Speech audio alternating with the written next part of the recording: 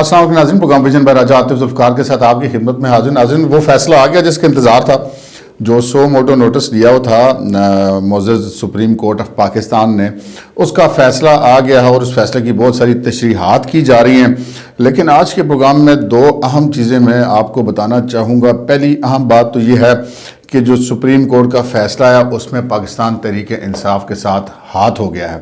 کیسے ہاتھ ہو گیا یہ آپ کو بتاتے ہیں، اور پھر جو اسلام آباد پولیس ہے اس نے حکومت وقت کے ساتھ ہاتھ کیا ہے، کیسے کیا ہے یہ بھی آپ کو بتاتے ہیں۔ مگر اس سے پہلے کہ اپنے پروگرام کو آگے بڑھائیں، آپ سے گزارش ہے کہ اگر ابھی تک آپ نے ہمارا چینل سبسکرائب نہیں کیا تو پلیز کر لیجئے، ساتھ ہی بیل آئیکن بھی دبا دیجئے تاکہ جو ہی ہمارا کوئی نیا پروگرام اپلوڈ ہوتا ہے تو اس کا نوٹیفیکیشن فوری طور پر آپ کو موصول ہو سکے۔ پروگرام کا باقاعدہ آغاز کرتے ہیں ناظرین۔ ایک ملک میں ایک طوفان اٹھا ہوا تھا۔ عمران خان صاحب نے 2 اسمبلیاں توڑ دی تھی، پنجاب کی اور کے پی کی، یعنی کہ براہ راست تو نہیں توڑی تھی، وہ اپنے وزرائے اعلیٰ سے توڑوائی نا، ادھر پرویز الہی سے توڑوا دی، ادھر محمود خان سے توڑوا دی۔ تو اس کے بعد پھر ایک ہنگامہ مچا ہوا کہ جناب الیکشن کا بہت شور و غل مچا ہوا تھا، اور پھر اس وقت بڑی حیرت ہوئی کہ جب ایک سروس میٹر میں جو کہ سی سی پی او لاہور کے والے سے سروس میٹر کے دوران اچانک ہمارے سپریم کورٹ کے 2 معزز جج صاحبان کو یہ خیال آیا کہ نہیں یار، ملک میں الیکشن بھی ہونے چاہیے ان 2 صوبوں میں۔ تو انہوں نے جناب چیف جسٹس صاحب کو ایک لیٹر لکھ دیا کہ جی سو موٹو نوٹس لیا جائے۔ چیف جسٹس صاحب تو جیسے پنجابی میں کہتے ہیں پباں باہر بیٹھے ہوئے تھے، یعنی کہ تیار بیٹھے ہوئے تھے، انہوں نے کھڑک کر کے 100 موٹو نوٹس لے لیا۔ 9 رکنی اس کا ایک جو ہے وہ جاری ہو گیا، بینچ بن گیا۔ اب جب وہ بینچ بنا تو وہ نیا تنازع کھڑا ہوا۔ آپ کے علم میں ہے کہ 2 جو جج صاحبان تھے، جسٹس اطہر من اللہ اور جسٹس ضیاء آفریدی، ان دونوں نے اختلافی نوٹ دیا کہ جناب یہ 100 موٹو نوٹس نہیں بنتا، اور وہ انہوں نے اختلافی نوٹ دے دیا۔ اور اس کے بعد پھر جناب جو جسٹس اعجاز الاحسن تھے اور جسٹس مظاہر اکبر نقوی تھے، یہ بھی بوجوہ الگ ہو گیا، کیونکہ پاکستان کی بہت ساری سیاسی جماعتوں نے اور بار کونسلز نے ان کے اوپر عدم اعتماد کر دیا، تو یہ 2 بھی الگ ہو گئے۔ لیکن جسٹس اطہر من اللہ اور جسٹس ضیاء آفریدی جو ہیں، یہ ایک نوٹ جو ہے لکھ کے انہوں نے اپنے آرڈرز جاری کیے اور اس کے بعد یہ الگ ہوئے۔ یہاں پر جسٹس اطہر من اللہ اور ضیاء آفریدی نے جو بات کی، ہم ذرا شارٹ سی بات کرتے ہیں، قانونی بات تو بڑی لمبی ہو جاتی ہے۔ انہوں نے کہا کہ جناب یہ اسمبلیوں کی تحلیل کے حوالے سے 100 موٹو از خود نوٹس نہیں بنتا تھا، اور جسٹس اطہر من اللہ کا کہنا تھا یہ بھی دیکھنا چاہیے کہ جو اسمبلیاں توڑی گئی ہیں ان کے توڑنے کا کوئی آئینی اور قانونی جواز بھی موجود ہے یا نہیں ہے، اور کیا بغیر کسی جواز کے کوئی وزیر اعلیٰ ایسا کر سکتا ہے۔ تو وہاں پر کورٹ روم کے اندر جو معزز چیف جسٹس صاحب تھے عمر تا بندیال، انہوں نے یہ کہا کہ جناب ہم اس نقطے کو بھی سنیں گے، اور انہوں نے اپنے آرڈر میں لکھوایا۔ لیکن بعد میں جب آرڈر آیا تو اس آرڈر میں جسٹس اطہر من اللہ کا تحریری فیصلے کے بیچ میں ان کا یہ اعتراض موجود نہیں تھا، جس پر جسٹس اطہر من اللہ نے اپنی جو الیکشن تھی اس کے اندر رہتے ہوئے احتجاج بھی کیا کہ بھئی یہ کیا بات ہے، آپ کورٹ میں کچھ اور آرڈر لکھاتے ہیں اور اندر کچھ اور دکھاتے ہیں۔ خیر، اس کے بعد رہ گیا یہ 5 رکنی بینچ۔ 5 رکنی بینچ میں سے آج پھر کل اس نے سماعت مکمل کی، آج اس نے محفوظ فیصلہ سنایا اور کہا کہ جناب 3 جج صاحبان نے کہا ہے کہ 90 روز میں اسمبلیوں کے الیکشن کرا دیے جائیں۔ 2 جج صاحبان جو تھے، جسٹس منصور علی شاہ اور جسٹس جمال خان مندوخیل، اور انہوں نے یہ کہا کہ جی یہ 100 موٹو نوٹس کے معاملے میں غیر ضروری جلد بازی کا مظاہرہ کیا گیا، اور یہ ناقابل سماعت جو درخواستیں جو 2 زیر سماعت تھیں، اور انہوں نے اس سے اختلاف کیا۔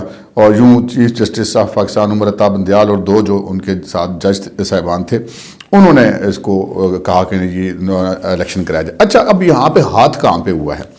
ہاتھ بڑا زبردست ہوا ہے، ہاتھ وہ ہوا ہے جو ابھی پاکستان تحریک انصاف کو سمجھ نہیں آیا، لیکن آگے چل کے سمجھ آئے گی، تو پھر جسے کہتے ہیں نا لاگے سمجھ جائے گی۔ وہ کیا ہوا ہے؟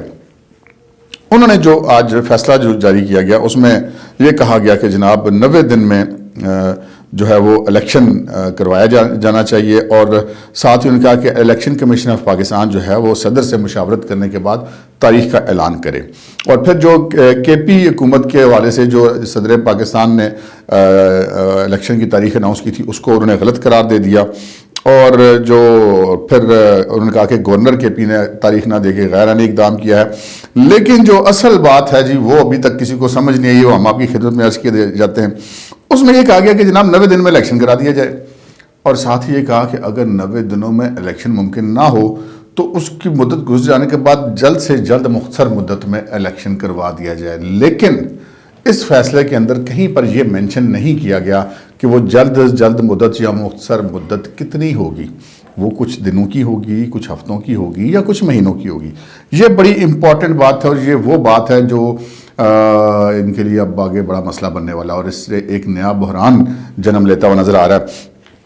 اچھا یہاں پہ اب ایک چیز ٹیکنیکل اور بھی بحث ہو رہی ہے کہ جناب ایک 9 رکنی بینچ تھا, 2 جج صاحبان بغیر کوئی آرڈر لکھوائے بینچ سے علیحدہ ہو گئے, جسٹس اعجاز الحسن اور جسٹس مظاہر علی اکبر نقوی. لیکن جو 2 جج صاحبان تھے انہوں نے اس سو موٹو نوٹس سے اختلاف کیا, جسٹس یحییٰ آفریدی اور جسٹس اطہر من اللہ نے, اور پھر جو 2 نے اس بینچ میں اختلاف کر دیا. تو اب یہاں پہ ایک نئی بحث شروع ہو گئی کہ کیا یہ 5 رکنی بینچ تھا, پھر تو 3-2 کی اکثریت سے 90 روز والا الیکشن والا آ گیا آرڈر, یہ مانا جائے گا. لیکن اگر یہ پہلے والا بینچ تھا 9 رکنی جس کے بیچ میں سے 5 لوگوں نے سماعت میں شرکت کی, تو پھر تو 2 ججوں نے پہلے آرڈر کیا تھا وہ 2 وہ ہو گئے, 2 جنہوں نے اب اختلاف کیا یعنی کہ 4-3 کا ہو گیا, تو پھر تو یہ سو موٹو والا معاملہ ہی ختم ہو گیا. یہ اب ملک کے اندر ایک نئی بحث شروع ہوگی اور دونوں فریقوں کے جو وکلاء ہیں اس کو اپنے اپنے مطالب دے رہے ہیں. لیکن اگر ایسا نہ بھی ہو اور یہ کہا جائے کہ جی یہ جو فیصلہ ہے 5 رکنی ہی تسلیم کیا جائے گا, لیکن وہ جو میں نے آپ سے عرض کی نا کہ یہ جو فیصلہ آیا اس کے آخر میں بھی جو ججوں کے دستخط کرنے کی جگہ بنی ہے وہ 9 افراد کی 9 جج صاحبان کی جگہ بنی ہوئی ہے. یعنی کہ وہ دستخط تو ابھی بعد میں کریں گے نا جج صاحبان تحریری فیصلے کے اوپر, وہ جو فوٹو پہلے جاری کر دیتے ہیں PDF جو فونٹ میں, تو اس میں دستخط شامل نہیں ہوتے, تو اس میں 9 معزز جج صاحبان کی جگہ ہے. تو اس کا مطلب ہے کہ بینچ وہی تھا. پھر ایک اور بات ہے کہ جب یہ بینچ اگر پہلے والا ٹوٹ گیا تھا تو نیا بینچ کانسٹیٹیوٹ کرنے کے حوالے سے کوئی اس میں موجود نہیں تھا سسٹم, کوئی باقاعدہ اناؤنسمنٹ نہیں آئی تھی. یہ اب ایک اس کا موقف ہے, یہ موقف غلط بھی ہو سکتا ہے لیکن ایک اس کا یہ موقف موجود ہے. لیکن جو اصل معاملہ ہے وہ اب اس 2 چیزوں پہ آئیں گے. ایک ہاتھ کیا ہوا, دوسرا کہ کوئی عمل درآمد نہیں ہوتا تو پھر کیا ہوگا. ہاتھ کیا ہوا, ہاتھ یہ ہوا کہ 90 دنوں کے الیکشن کا کہا اور ساتھ ہی کہا کہ 90 دنوں سے آگے بھی کر سکتے ہیں لیکن ایز سون ایز پاسبل کروائے جائیں, یعنی کہ جلد سے جلد مختصر مدت میں.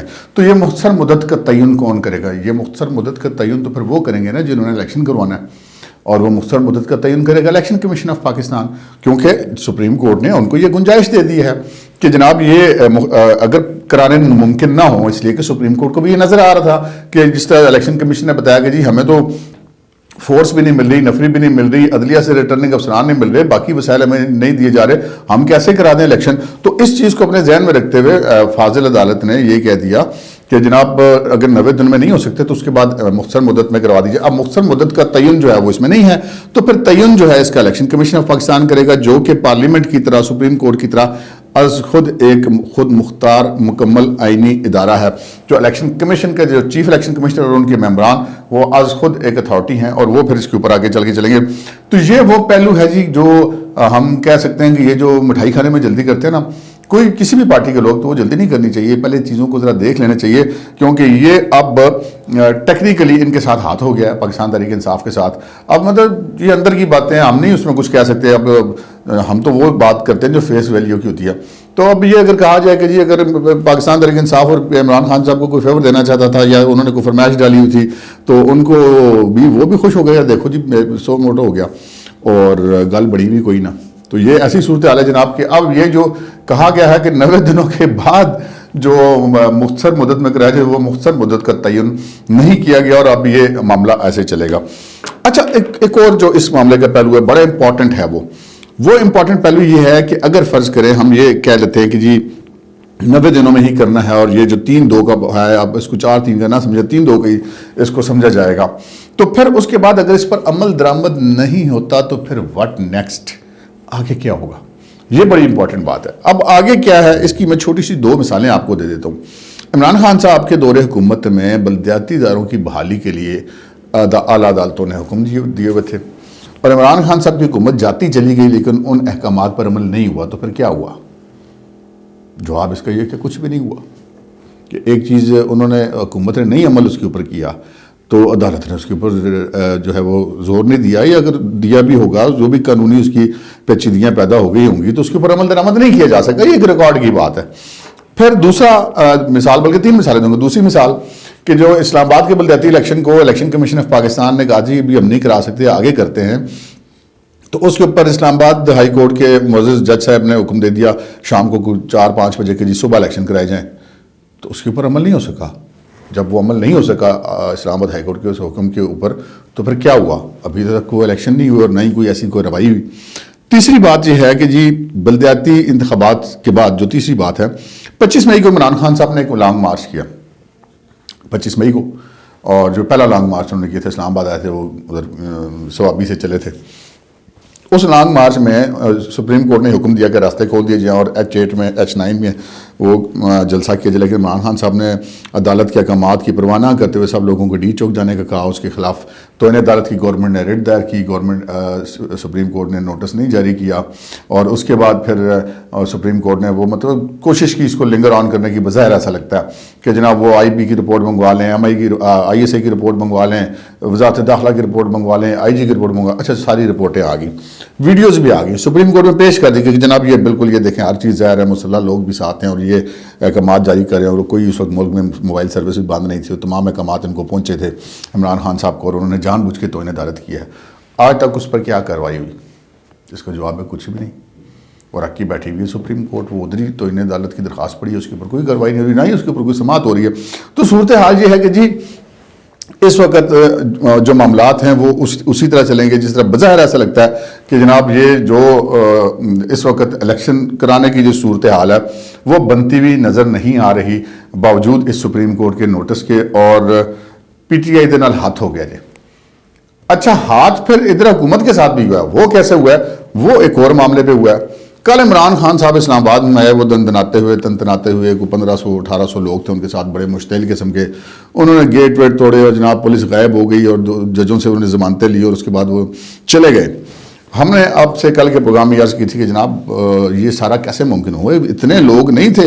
اسلام آباد پولیس اتنے لوگوں کو ایسے 10-15-20 منٹ میں اڑا کے رکھ دیتی ہے، ایسی لاٹھی چارج جو ناسو گیس کرتی ہے، بندے نظر ہی نہ آتے. عمران خان صاحب کو اپنی گاڑی کے اندر بھی جان چھڑانی مشکل ہو جاتی، لیکن یہ ہونے دیا گیا.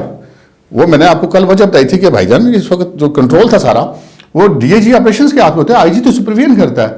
تو DIG آپریشن کون تھا؟ DIG آپریشن وہ تھا جو اس سے پہلے CPO پنڈی تھا، اور یہ وہی CPO ہیں. جب اسلام آباد کی عدالت نے حکم دیا کہ شہباز گل کو ریمانڈ پر اسلام آباد پولیس کے حوالے کرنا ہے، اسلام آباد پولیس وہاں پہ پہنچی تو اس CPO نے وہاں پہ اسلام آباد پولیس کی مزاحمت کرنے کے لیے پنڈی پولیس کے دستے بھیج دیے.